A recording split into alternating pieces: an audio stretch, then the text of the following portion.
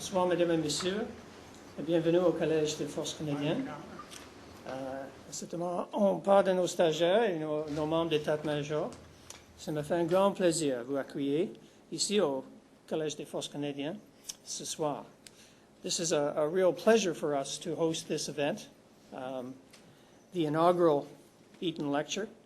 And when I think of all the other academic institutions in this town that you may have gone to have your inaugural event, we feel very privileged to host you here tonight at the Graduate School of the Canadian Forces. I would like to welcome the many University of New Brunswick alumni, supporters, and friends who are here with us this evening, including representatives as well of the Canadian Forces College. Some I hope you have met already, and if not, perhaps a little later after the presentation. We also have several local high school teachers and guidance counselors here, so it should be a good mix this evening.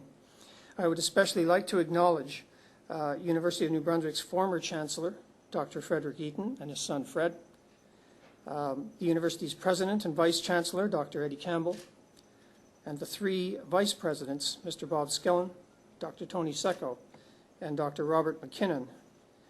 As well, of course, tonight, the Director of University of New Brunswick's Gregg Center, Dr. Marc Milner, no stranger to the Canadian Forces College, and, of course, the Center's Deputy Director, Dr. Lee Windsor, who is an ardent supporter of the Command and Staff program here. I am going to turn over now, but it's a great pleasure for me to welcome you. I look forward to meeting some of you after the event. Thank you.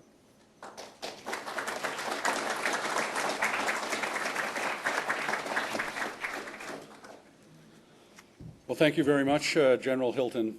We are extremely pleased to be here at this Canadian Forces College for the inaugural Eaton lecture. Thank you for hosting this important and we hope timely event. It's great to see this turnout. It's a very special night for our university. It was Fred Eaton's interest in military studies and history that led to the creation of this lecture series. Dr. Eaton, as many of you will know, is in fact a UNB alumnus, and he served with distinction as the university's chancellor from 1993 to 2003. Dr. Eaton, I want to thank you and the Catherine and Frederick Eaton Charitable Foundation for making this series possible. Thank you, sir.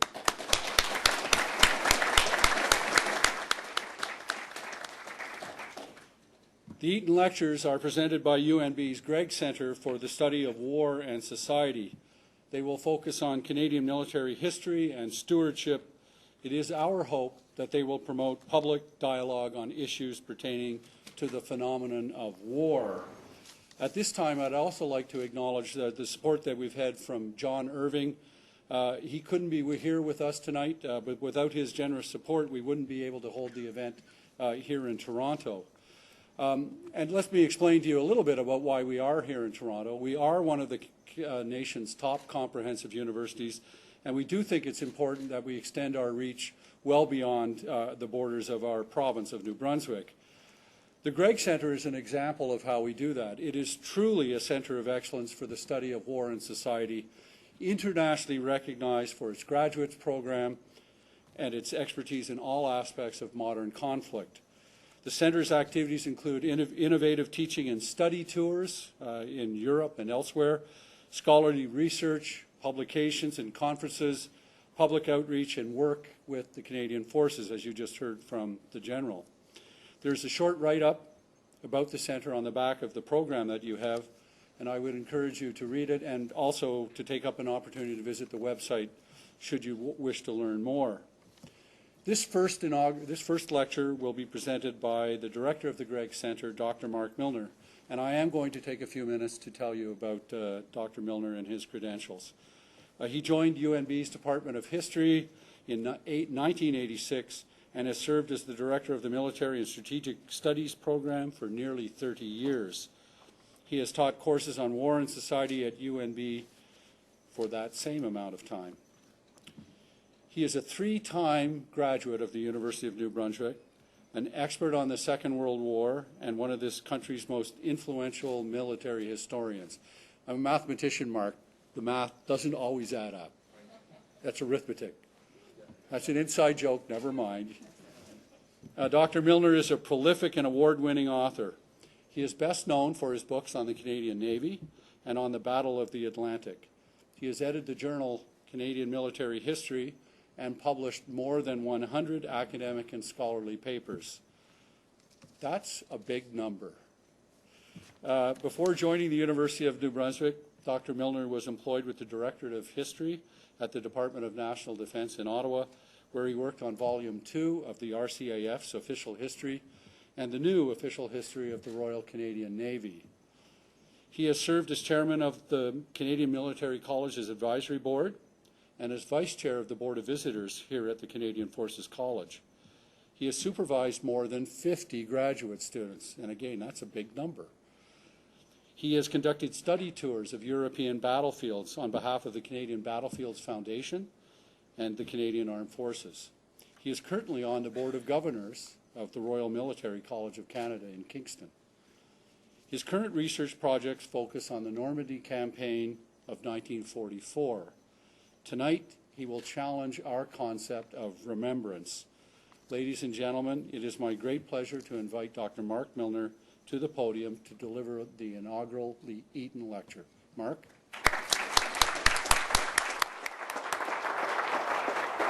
Welcome to That's the plan. Well, good evening, ladies and gentlemen, and thank you all for taking time out on what's probably a busy weekday evening for you to attend the lecture this evening. I'd like to thank Dr. Eaton especially for sponsoring the Eaton Lecture Series, and we hope that this will be just the start of a great many more challenging and interesting lectures to come. I promised my colleagues and friends at the Gregg Center that I wouldn't do this off the cuff, so I have a prepared text, so I'll be able to stick to, at least stick to the agenda. So without further ado, although I'd like to thank General Hilton for hosting us in his house. I think it's very important that we're here. In early September 1914, in the aftermath of the Battle of the Marne, the battle which I'm sure you know saved France from defeat, but also coincidentally ensured that Europe would be plunged into 4 years of bloody fighting on the Western Front, the British poet Lawrence Binyon paused on the Cornish coast to reflect on the cost of that one battle.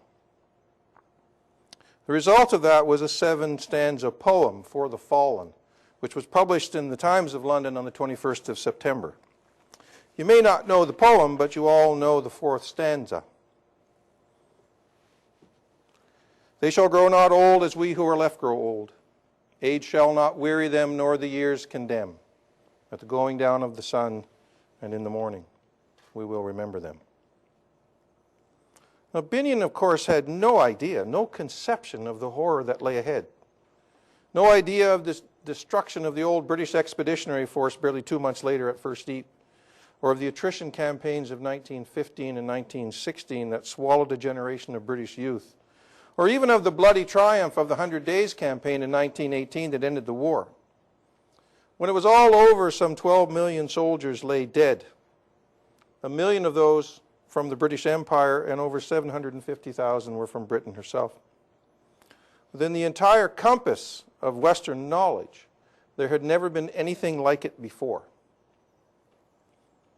In the spring of 1919, the British government erected a temporary wooden monument on Whitehall Street in London in front of the Home Office building. Its purpose was celebratory. The intent was to celebrate triumph on the battlefield, to trumpet the success of British arms in vanquishing the Central Powers. In the event, Britons had other ideas. The Victory Monument immediately became not a site of triumph, but one of mourning, when it was quickly buried in garlands of flowers and wreaths.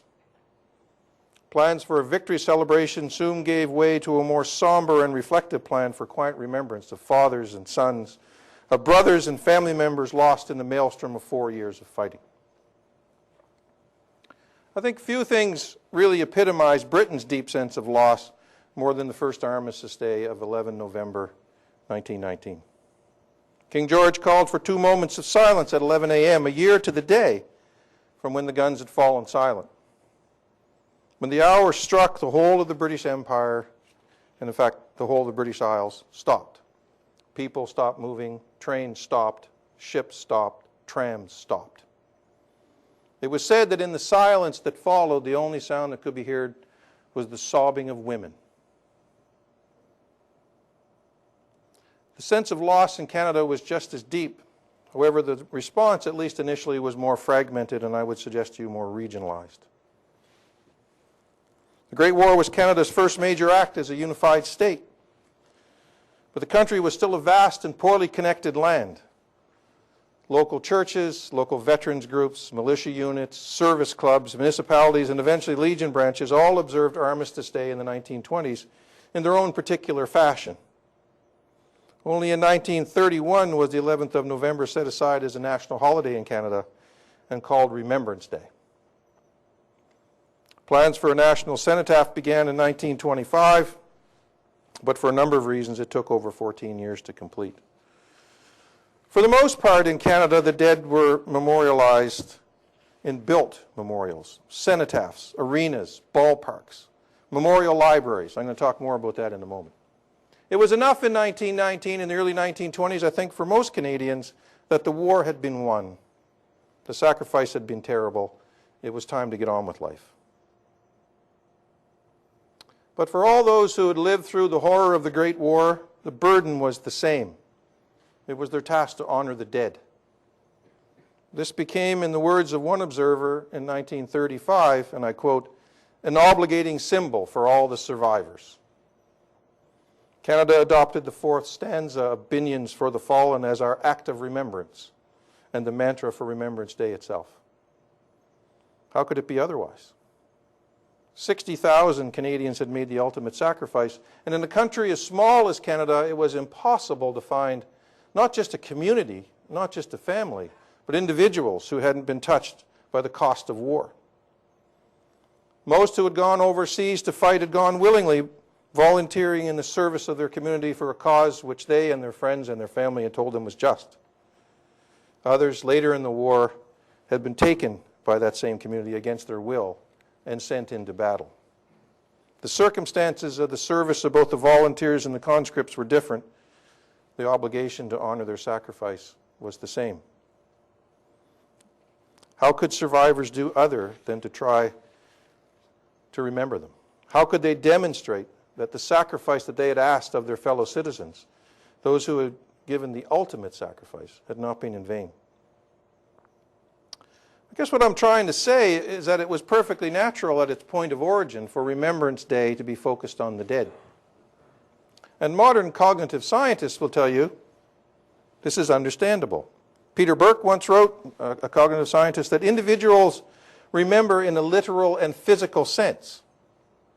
Such memory in the aftermath of a great loss is not a passive recording kind of memory. It's a roll call of the dead. It's what survivors do. And on those chilly November afternoons, or mornings, when the names were called out, for most who assembled there, a roll call of familiar faces played in their mind. Voices were heard. Senses of touch and smell were recalled. And certainly tears were shed. At its origin, then, Remembrance Day was a very visceral event, crucial to the survivors' concept of their self and their obligation to those that they had sent in harm's way. As Burke observed, it's social groups which determine what is memorable and how it should be remembered. And so the legacy that they passed on to us from that first post-war generation is remembrance of the dead and the honoring of their sacrifice. In a very real sense, Canada did what John McCrae words had asked us to do. We had picked up the torch and we'd kept the faith. In the interwar years, this primary method of honoring the dead, apart from Remembrance Day itself and the occasional pilgrimage to Europe, was to build things. Cenotaphs rose in villages, towns, and cities across the land. There are a great many places, even in New Brunswick, where there are cenotaphs where, in fact, there are no longer communities. The cenotaphs typically carried the names of the dead, and in some very small communities, the names are really quite remarkable in their length. Memorial buildings, like the Mount A Memorial Library, which I'll talk about a little bit more, because it has a personal connection, dotted the landscape. They were typically public institutions, hospitals, arenas, ballparks, libraries, other public spaces. UNB built Memorial Hall to house fine arts. Mount Allison collected funds and built a memorial library. Toronto, as it turns out, balked at the idea of a grand war memorial stadium. You can find photographs of it on the plans on the internet. But built a fine city cenotaph, which actually made the national one, the rather puny one, temporarily erected on the steps of Parliament, look rather shabby by comparison. Monuments also rose overseas, 6 major national monuments, of which Vimy was the grandest. Not simply the grandest Canadian, but I would submit to you, if you've ever seen Thiepval and some of the other ones, I still think we have the grandest monument on the Western Front. In 1936, some 8,000 veterans and their families made the pilgrimage for its dedication. A fleet left Montreal larger than that carrying the first Canadian expedition overseas, went off to the Vimy pilgrimage. And finally, after many years of wrangling and difficulty, we dedicated a national war memorial in Ottawa in July of 1939. How poignant. I would submit to you that what we did in the aftermath of the Great War was to honor the dead primarily in stone.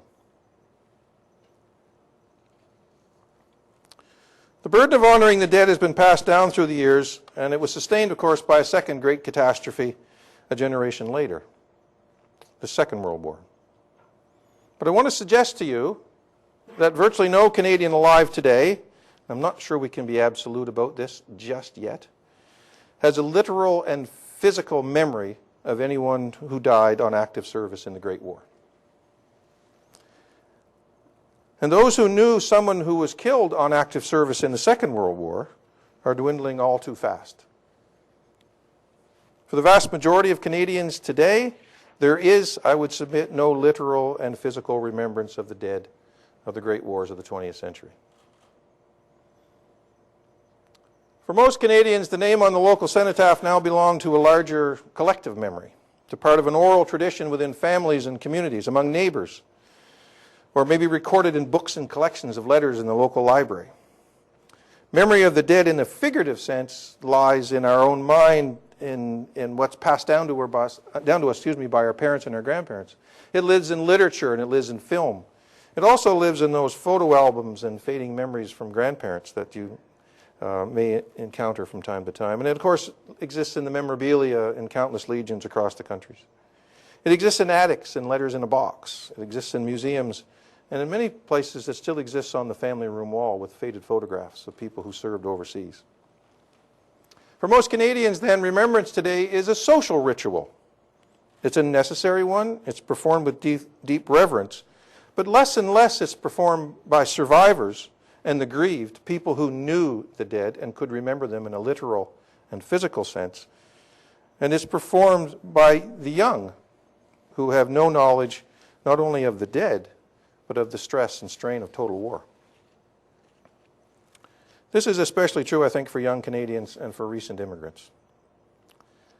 And the genesis of my talk is really this. I see it in the faces of high school and middle school students at assemblies for Remembrance Day. I see it in the faces, in particular, of children of immigrant families who take our university courses, many of them, and also are increasingly appearing in high schools in New Brunswick. Many of those children see absolutely nothing of their race, their color, or their creed in the predominantly white European faces of the soldiers, the sailors, the airmen, or the factory workers, the volunteers, and the waiting families who populate the wartime footage they get to watch as part of the Remembrance Day observation. The great wars of the 20th century, which played such a formative role in our world and in their world, are not only remote in time and space, none of them, and fewer of their families, have any knowledge of being remotely touched by the impact. In fact, some immigrant and first and second generation Canadian children, and indeed some of our graduate students in recent years, had family members who were on the other side. What can honoring Canadian dead possibly mean to them? Indeed, I often stand in assemblies, I often stand at the cenotaph surrounded by young people and wonder what the obligation to remember them can possibly mean to people who are 2 generations younger than me. I don't remember the dead, and if you go to a high school, I'm an old guy. Right? Now, I know this is being a bit literal and a bit nostalgic, as you'll see, because we all get trapped in time and space. And in fact, some Canadian youth, especially those that we encounter on our study tours with the Gregg Centre, with the Canadian Battlefields Foundation and others, carry very powerful and very enduring family memories of lost loved ones from generations ago. We're all deeply moved by all of them are deeply moved by the experience of visiting cemeteries. And on one occasion, visiting a cemetery outside Albert on the Somme battlefield, I had a young man in his mid-20s collapse to his knees and weep inconsolably for 30 minutes at the grave of a great-great-uncle who died on the Somme in 1916. And we had to drag him away. That young man's family had been entirely shattered by that experience, and the memory of the loss had come down to him through the generations, and to the best of his knowledge, he was the first person ever in his family to find the grave and honor it. And it just wrecked him. But Canadian youth don't typically respond in that fashion to the call to remember the dead.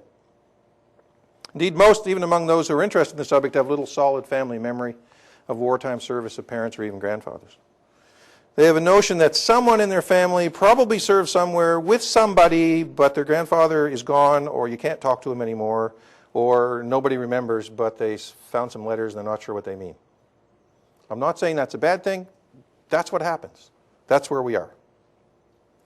As someone who teaches the history of these great wars, who sees them as profoundly formative events in Canadian history, and who sees the sacrifice on the battlefields as meaningful and important in ways I'm going to try to explain, I still struggle every year with how we might make Remembrance Day relevant to Canadian youth.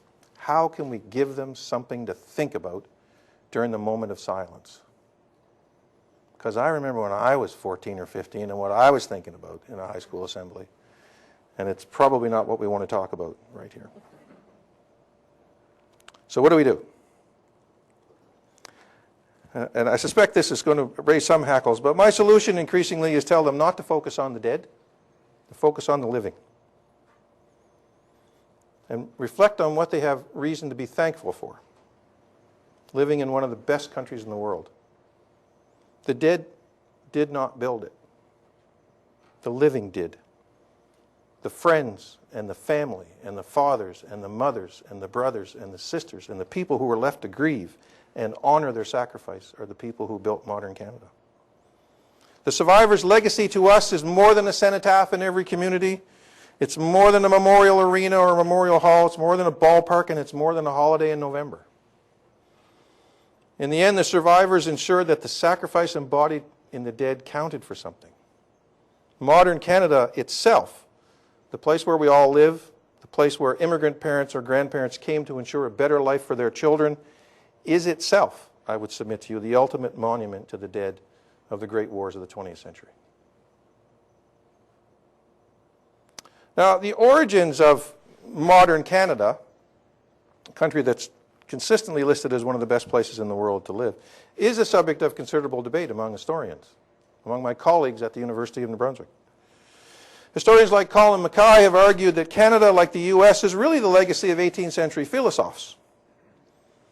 The roots of our notions of equality and justice, our relationships with the state, are all natural outgrowths of the ideas of John Locke and Jean Rousseau, and in particular Thomas Paine, who wrote so eloquently about the egalitarian nature of colonial North America. Mackay's view had been challenged recently by a guy named Jerry Bannister, who argued that the real basis of Canadian civil society actually lies in its unique loyalist heritage. That the Loyalists brought to Canada not only the ideas of Locke and Rousseau and Paine, they brought to Canada a belief in the strong responsibility of the state to ensure that civil society operated fairly and equitably. John Ralston Saul, one of Canada's premier intellectuals, took these ideas of inherent Canadian fairness and justice back perhaps even further. In his book, A Fair Country, he argued that Canada is in fact a Métis nation, that our more collectivist and socially responsible ideas actually have deep roots in the native communities whom the settler communities encountered here and had to rely upon in order to survive the harshness of the northern climate. You might also point out, and sometimes I think about it, is we have to get along because this is a really cold place to live. And if you don't get along with your neighbors, there's a fair chance you're not going to make it through the winter. If you go a little bit further south, you can live on the street. It's tough to do up here. So while scholars and intellectuals debate the deeper and more philosophical origins of modern Canada, some historians, like me and my colleagues at the Gregg Centre and a great many modern Canadian military historians, if that's what we are, believe that the immediate origins of modern Canada can be found in those troubled years between 1914 and 1945. Certainly there's little debate, even among my Canadian historians, that the Great War was probably the single most influential event in Canadian history. It was followed within a few short years by the deepest recession and most difficult financial times ever experienced by modern industrial societies. And then came the largest and most catastrophic war in the history of the world, all within about a generation. 2 great wars and a depression. When this process began, our country was an agricultural one, it was rural, and it was a British colony. It had weak central government and primitive organs of coordination and development. By 1945, Canada was a modern, powerful industrial state, a major trading partner with sprawling urban centres, great industries, and a strong voice in the international community. Canadian society had been utterly transformed into a modern, caring, sharing community with a strong sense of itself, a strong sense of its accomplishments, and really a strong sense that we need to do stuff to help other people too. It's not the American view that we're going to go out there and make everybody little Americans. Canadians have this view that we just go out and help people. And I think we see manifestations of that every day. So while I don't discount, the arguments of Mackay and Bannister and Saul about the deeper roots of our national psyche, about our better nature and where it comes from, it's inconceivable to me that we could have made that transition so completely, so quickly, so effectively, without the searing impact of 2 catastrophic wars and a deep depression. For me, if the deaths and sacrifices of 1914 to 1945 were to have any meaning at all for those who were left to carry on, Canada had to become a better place to live.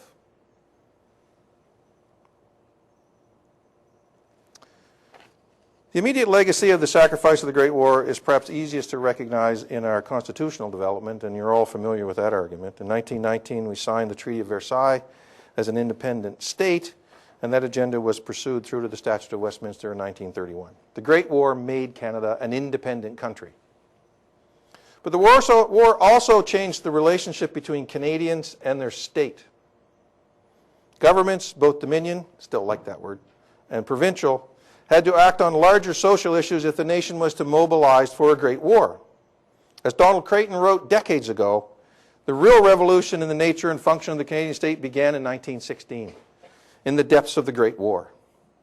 By then, the war had forced the Dominion government to measure and coordinate its use of manpower and to move on social and economic issues, granting votes to women, not thoroughly, not very effectively, but it's a start, sorting out health care primarily for wounded veterans, controlling industry and natural resources, and developing national as opposed to provincial infrastructures.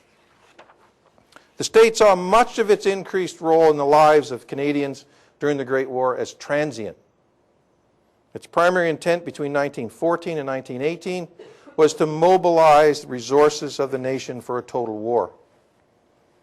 After 1919, the focus was primarily on helping disabled veterans and reintegrating returned soldiers. And this, too, the government hoped would be a transient phase, that veterans would quickly become self-sufficient, that land grants, pension programs, training, and some education were all targeted at quickly getting the burden of veterans off the back of the state.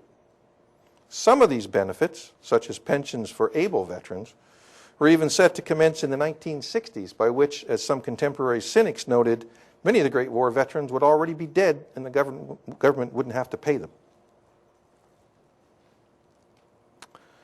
Unfortunately for Canadian politicians, the Canadian state, Canadian bureaucrats, for Canadians in general, the legacy of the Great War didn't go away.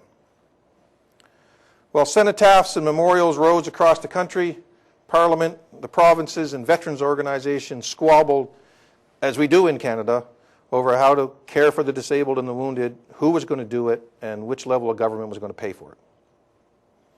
Bureaucratic infighting in the government and the civil service was mirrored by contradictory objectives and infighting and strife between the Legion, the Great War Veterans Association, and other groups, and complaints from the province that their rights were being trampled on and their responsibilities were being usurped.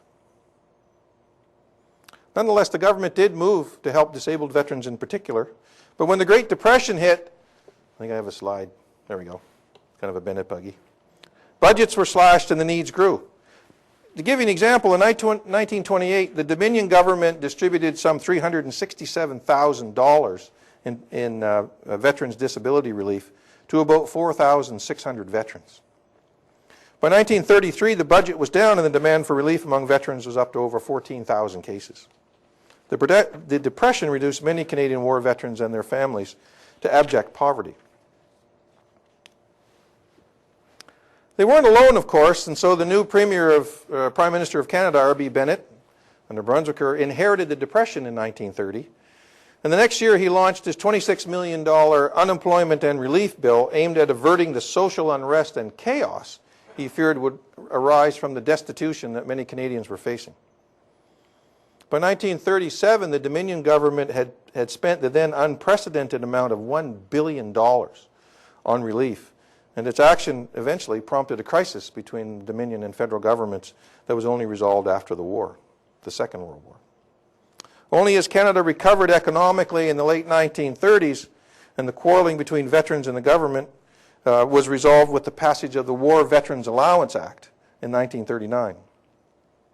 The idea that the government ought to treat its veterans with care and compassion then opened the way for a more universal approach to social welfare. As Des Morton wrote, the War Veterans Act prompted the depression-weary Canadians to ask, and he quotes, was their plight really any so different from those of aging veterans? It's important to recall that Canada wasn't alone in this. I'm not suggesting that our experience was by any means unique. In fact, there are layers on this as we go out from Canada. Faced with catastrophic economic conditions and the rise of extremism on both the right and the left, most Western governments had to act, and they realized they needed to do something fairly smartly. Some form of social assistance was required not simply to keep people from starving, but to keep them from drifting into fascism or communism. Britain, as many of you will know, drifted towards a democratic form of socialism. France, maybe rather typical for France, split between the two poles and really never resolved the issue in the 1930s. Germany, as we all know, went to the right. It threw its lot in with National Socialism, a form of corporate fascist state. But even the United States, that bastion of free enterprise, was not spared. The United States, as it turns out, was the only Western nation which tended to view the Great Depression as a failure of individuals, not as a failure of the system. But it did vote in this man, Franklin Delano Roosevelt, and his New Deal in 1932. The cornerstone of FDR's promise was the four freedoms: freedom from fear, freedom of speech, freedom of religion, and freedom from want. And I have to tell you, we've actually found, the history department had a collection of these, and we had them mounted and we had them on the hallway in the Gregg Center to remind us of, if you like, basic liberal democratic values. The New Deal, still a contentious issue in American politics, if you followed the last election, was seen by many as the thin end of communism, but it saved farms and families. And for many people, it brought America back from the edge of the abyss in the 1930s. Now, the trend of increased government engagement, which I know is not always a popular subject in the social and economic life of the nation, was actually confirmed for us in the Second World War. When Canadians were asked once again for the second time in barely a generation to sacrifice their wealth, their energy, and their youth on the battlefields of Europe, they did so willingly, and I would submit in 1939, perhaps a little naively. The new war was supposed to be a repeat of the old one. It was supposed to develop fairly slowly. It was supposed to take place over there. It was supposed to stalemate. It was not supposed to represent any real threat to Canada. And for many, just back from Vimy a few years earlier, it provided an opportunity for a younger generation to repeat the great feats of arms of their fathers and uncles in the Canadian Corps of the Great War. For Mackenzie King and his government, the European war would be used as a way of industrializing Canada. Bless you. Getting everyone back to work. And once again, easing the pressure for the state to do more by bringing prosperity and easing economic woes by making sure that everybody had work and an income. But the wheels fell off of this in 1940. By the end of that year, the Nazis strode continental Europe like a colossus. Sounds like a cliche, I got that somewhere. Britain was under siege and Canada found herself in a perilous situation. What if Britain lost? Where would we be? Not invaded, at least not by our enemies, but perhaps helped in a way we didn't like by some of our new friends. So Canadians bent to the task of winning the war in 1940 and 1941 and 1942. And any discussion of what that might actually mean was pushed to the back burner. Those who tracked the mood of the country observed that so long as the threat was imminent, so long as there was work to be done and the issue of the war was in doubt, Canadians asked few questions and were content to get on with winning it. If they wondered what the larger purpose of the war might be, the issue was clarified, at least for many, in 1941 with the signing of the Atlantic Charter at Argentia, Newfoundland, between Roosevelt and Churchill. This was a general statement of objectives and principles agreed to by the British and the Americans, and set forth lofty goals built solidly around those liberal principles of the 18th century articulated by the philosophers I've already mentioned, and curiously enough, by Woodrow Wilson in 1918, principles which ultimately brought the Germans to the negotiating table and ended the Great War. The principles were intended to give occupied nations hope and to distinguish the Allied war aims from those of the Axis. When the Charter became the initial declaration of something called the United Nations in January of 1942, it also became the cornerstone for the post-war structure of the world. The essential points of the Atlantic Charter are familiar, and you will recognize all of them, I'm sure. No territorial gains anywhere without the consent of the people. The right to self-determination.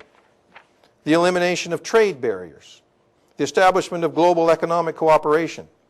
The advancement of social welfare. Freedom from fear and want. Freedom of the seas. And general disarmament. Like all the major Allied powers, Canada eventually signed on to the Atlantic Charter. But it raised a thorny question. If securing the freedom from fear and want for oppressed people of the world was why we were fighting, how could we settle for less at home? By 1943, with the Axis tide ebbing and victory a distinct possibility, people in all Western democracies began to ask their government, what are we fighting this war for? What will defeat of the fascists actually mean if we all then find ourselves going back into economic hardship? Can you really extend to veterans support programs for reintegration, rehabilitation, re-education? Well, those who built the tools of modern war, those who sacrificed and skimped on the home front, those who endured for years without loved ones, without fathers and brothers, and those who suffered again the loss of family members, were left to shift for themselves in the post-war world? In fact, if the state could make war, why couldn't it make peace? In Britain, the answer to that question had been clear for quite some time. They were fighting, as it was called, at least by some members of Churchill's coalition, a people's war. They took that phrase from the communists and used it themselves. Even FDR's personal envoy to Britain in 1941, Harry Hopkins, observed, well, he was there getting a sense for whether or not Britain would actually survive the onslaught of the Axis, that Britain was fighting a war in the midst of a social revolution. Ever wonder why Churchill wasn't re-elected in 1945? Not just tired of the war. They wanted something different. Churchill knew that, and he was very generous in his comments about the British people when he said they were tired and they want something better, and it's not me. War was not simply about freedom and democracy somewhere else in an abstract sense. In Britain, war was about creating a stable, prosperous, post-war society with equitable access to work, healthcare, social assistance, and education. In fact, just what the Atlantic Charter had said Allied war aims were all about. That same revolution was underway in a much quieter sense in the United States. Like Churchill's rainbow coalition of conservatives, liberals, and labor, FDR's wartime cabinet is a remarkable mixture. It's only Canada that fights the war, not as a coalition. Roosevelt brought together not just Democrats, but Republicans, social activists, and businessmen. Averell Harriman, after all, was a great businessman, into a coalition governed with an agenda to ensure that the war was not only won, but that the basic elements of the New Deal survived the process. Canada was no different. Mackenzie King, the Prime Minister that all Canadian military historians are taught to vilify and dislike. I'm getting old and I'm liking him better. It disturbs me. Mackenzie King understood the mood of the country when he announced in January of 1943 his plan to establish, and I quote, a charter of social security for the whole of Canada. What eventually became known by Mackenzie King's government as the New Canada Plan, stealing a bit of a phrase from FDR. In October of that year, October 1943, John Grierson, who is most famous as the director of the National Film Board, but for his sins was also chair of the War Information Board, made the point clearly to the War Information Board's Publicity Coordinating Committee when he stated, and I quote, the people of Canada have regarded the war as fundamentally a fight against external enemies, but secondly as a fight against internal dislocations of the past, such as unemployment. So far, he told his War Information Board colleagues, the Government of Canada has done a very poor job of selling the new Canada to Canadians, and they were growing impatient. As late as August, the War Information Board was reminded the Canadians were still wondering, and I quote their minutes from, I think it's the 9th of August 1944, if Canada can do so much in war, why can't she do as much or more in peace? Well, Mackenzie King had gotten the message. In announcing the new Canada in June of 1944, he stated clearly what many had longed to hear. And he told Parliament, and I quote, in the early days of Canada's history, most legislation on so-called progress was concerned with the development of the country's resources. But too often in the development of our natural resources, we have neglected, indeed in many cases we have destroyed, our human resources. Human personality, its recognition and development are of more importance than the protection of property, privilege, or position, and the increase of human well-being of infinitely more importance than the increase of material wealth, unquote. By early 1945, some 27 acts of Parliament or programs to create this new Canada were on the books. By the 1950s, the process was well underway, and those of us fortunate enough to have been born in the post-war era have been the beneficiaries of those 3 decades of struggle and sacrifice, not least on the battlefields of Europe and elsewhere. What our parents did not have, by any standard, we got it all. And if anyone was born in the 50s and knew what was underneath the Christmas tree, you'll know exactly what I'm talking about. The generation of the Second World War, I would submit, therefore, built fewer monuments in stone to their dead. Instead, what they built was the new Canada. Now, not all historians connect the new Canada with the blood sacrifice at the front. Labour and social historians see this process, perhaps naturally enough given their peculiarities, as a result of a prolonged internal struggle against the vested interests of government and business and economics. Traditional military historians haven't done a whole lot better either. We tend to retreat into the perfunctory and rhetorical reference to soldiers dying for freedom and democracy and our way of life without ever actually thinking about what that means and taking it to that next step and connecting the dots. But for me, and actually for us at the Gregg Centre, the two are intimately connected. This is what we do. It's not an abstract sacrifice. It creates us. It's inconceivable for us that the prosperous, socially stable, and healthy new Canada that I grew up in and most of you grew up in, and which we still enjoy, could have been built without the burden of obligation to the dead to make that sacrifice meaningful. For me, I think for us, Remembrance Day is about the building of modern Canada, something in which we all, the young and the old, the deeply rooted and the immigrant, have a stake. Indeed, on Remembrance Day, we might reflect during that moment of silence about this, the building of modern Canada. It connects us all to the dead.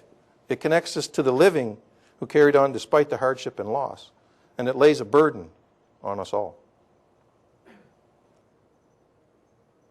This is my grandmother, Sarah Milner. Sarah Tower, actually, at this point. Sarah Black Tower. Sounds like a wine, but she's not. She's a pretty good lady. As I was doing this, I began to realize, oh my God, I'm all about my grandmother. I hadn't thought about that before.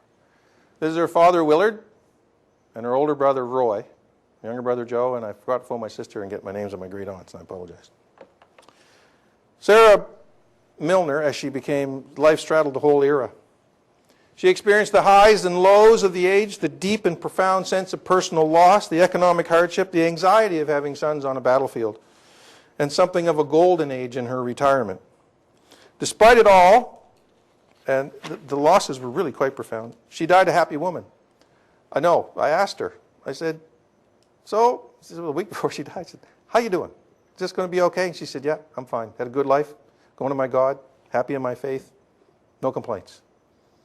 Probably because this guy was pretty stoical. And I want to talk about him just briefly because it's important to the story.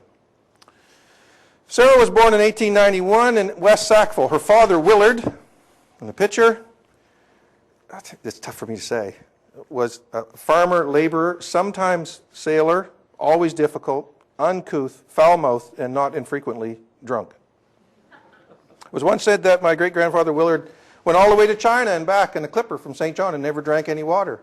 And no one in Sackville said, well, he never drank water anyway, so it didn't matter. So he was a hard man. He ended up living his life in his shack with a horse. I used to visit that building with my father, and I thought the space for the horse was bigger than his. Sarah's older brother, Roy, was the apple of her eye, and a studying contrast to her father. Tall, handsome, articulate, and accomplished. Roy graduated from Mount Allison University with a diploma in commerce in 1910, and by 1914 held a promising position with the Royal Bank of Canada in St. John. There seems to have been a young lady there as well that he wrote about. Roy enlisted in the 5th Canadian Mounted Rifles in the summer of 1915 and left for England in September. It nearly broke my grandmother's heart. For the next 10 months, Sarah exchanged letters with her brother Roy about every 2 weeks. And I found those letters actually when I was cleaning out my parents' house. I don't think anyone has seen them since she put them away in a box except me. They wrote about mittens, and scarves, about pencils and paper for writing home, preserved food. They sent all manner of bizarre stuff in jugs. I didn't know you could do that. The botulism must have been awesome. The stuff they sent would curl your hair. His letters back to my grandmother were chatty. They were about the weather, about his buddies, about the food, about local life, and about life in the army, and about the need for more pencils and more paper. And can you send another chicken in a jug, please? Only one business-like letter from my Uncle Roy to his father survived. He was by then at the front in early 1916 as a signaller. And in this one letter, he talks about his work, about the patrols, about the stand-to first thing in the morning and the last thing in the evening, about the filth of the trenches, about the men, and about their optimism. By June of 1916, he was in the Ypres salient. And in that month, he had his first and only real taste of major combat at the Battle of Montserrat.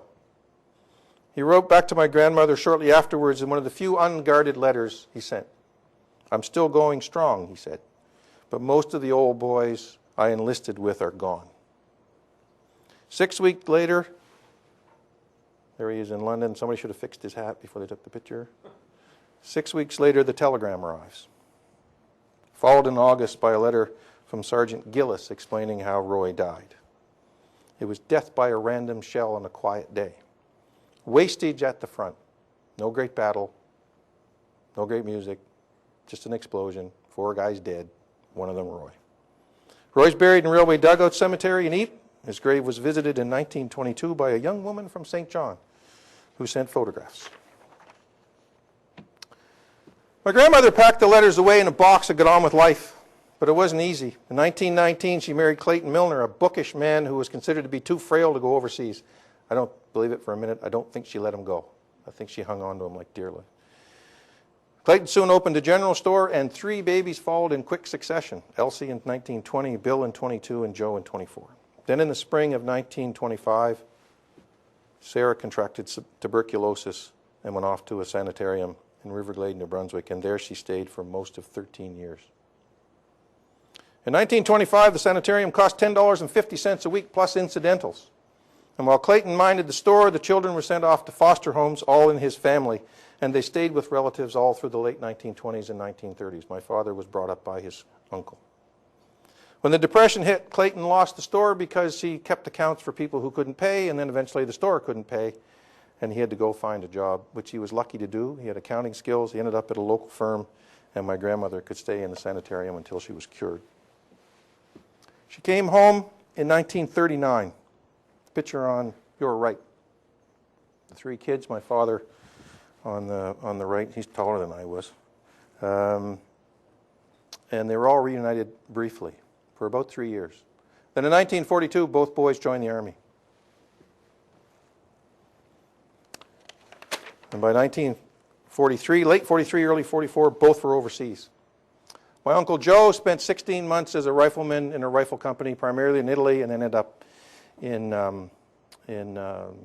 Holland and finished the war, still ticking.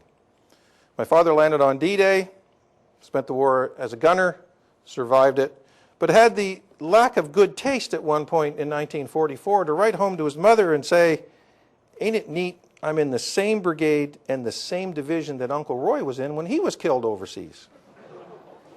And I'm like, I said, "What do you think?" He said, "I don't know. I wasn't thinking at all. I wasn't thinking at all." So both the boys came home. And the immediate post-war years were kind. They got married. There's my dad overseas, same division. I like the picture I put in. The boys all got married. So my aunt on the left, Aunt Elsie, my grandparents in the middle, Aunt Betty and Joe in the back, my mom and my dad, Rita and Bill on the right. And I put this one because I like it too. It's one of the few photographs that proves that my brother did not beat on me all the time.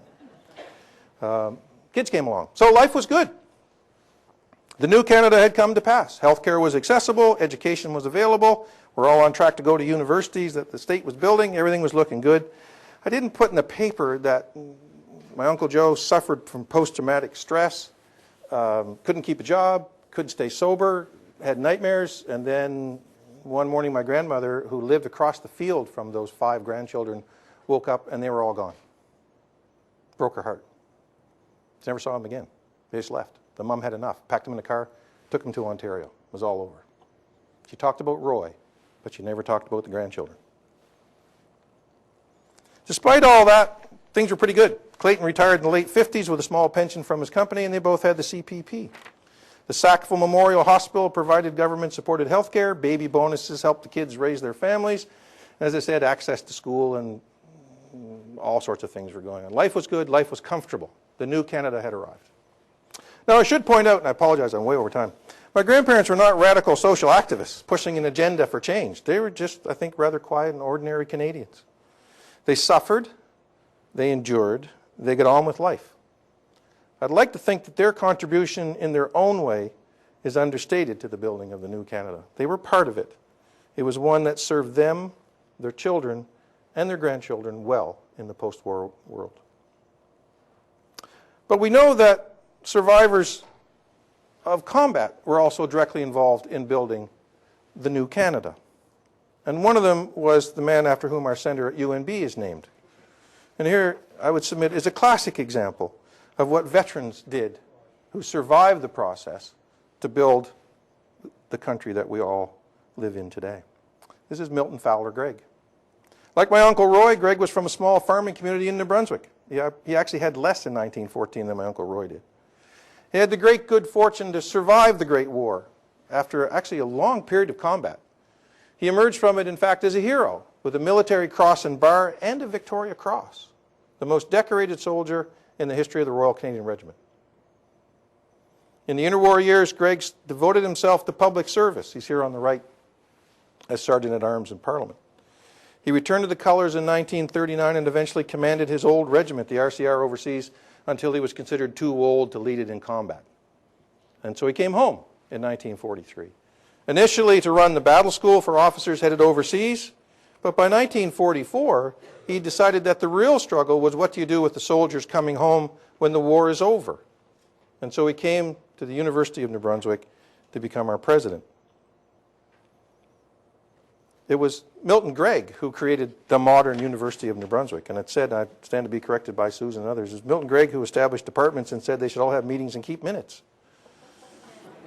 Radical idea. He built and administered Alexander College on the flat where the exhibition ground is today, specifically, were you there, sir?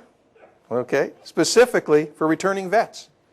Having got all that up and started, he moved in 1947 to the national stage, first as Minister of Fisheries, and then eventually becoming Minister of Veterans Affairs. And when he was done helping create the new Canada at home, he went overseas as a UN diplomat in Iraq and Indonesia. And then he joined the Canadian Foreign Service and was Canadian High Commissioner to British Guyana. Never content to be idle, Gregg finally retired, second, third, or fourth time, and came home where he founded the Conservation Council of New Brunswick. and served out his years as colonel of the regiment, the Royal Canadian Regiment. In many ways, he epitomizes not simply the building of New Canada at home, but that larger engagement of Canadians that follows from that in trying to make the world itself a better place. If the contrasting stories of Roy Tower and Milton Gregg suggest anything, it is the importance of honoring not just the dead, but the survivors. What my great-uncle Roy might have accomplished, we'll never know. But we do know with great clarity what one remarkable survivor of the Western Front in the Great War was able to accomplish in the building of the New Canada. And Gregg was not alone. There were millions of them. So on Remembrance Day, put this in, that's my mum putting flowers up for my father. And I found this on the web. It's kind of interesting. The guy on the left and the other one is my Uncle Joe, still going strong. Should be dead. More ways than one. I can tell you stories about Uncle Joe. He's a remarkable man. On Remembrance Day, we might think about the New Canada built by those who survived combat, but those who survived on the home front as well, those who suffered, those who mourned the dead, and who resolved that the dead have to mean something. We might remind Canadian youth who are urged to remember the dead that their country was built not simply by blood sacrifice, but by the efforts of generations of Canadians who sought to ensure that that sacrifice had meaning. We can remind children of immigrant families that their parents chose Canada as a place to live, not because a bunch of Canadians died in some war that happened a long time ago, but because their friends and family of those who died built a better country that brought their parents and their grandparents here to raise them. That works as well for children of parents whose family were on the other side during the war. That's why they're here. And a great many German POWs who came to Canada as prisoners came back after the war because they said, it's a good place to live. We might also remind Canadians of all ages that if they find the request on the 11th of November to pause and, quote, remember the dead, just a little bit too abstract to contemplate, too contrived perhaps, they think a little bit about the challenges that await them and their own generation. The challenge is not just to remember, but to maintain that modern Canada that we all love, that the survivors built. The distinguished British historian Sir Michael Howard once observed about the cause of peace that it was, and I quote, a task which has to be tackled afresh every day, and that no formula, no organization, no political or social revolution can ever free us from this inexorable duty. I submit to you that the same might be said about the task of ensuring that Canada, as we know it and love it, continues and endures.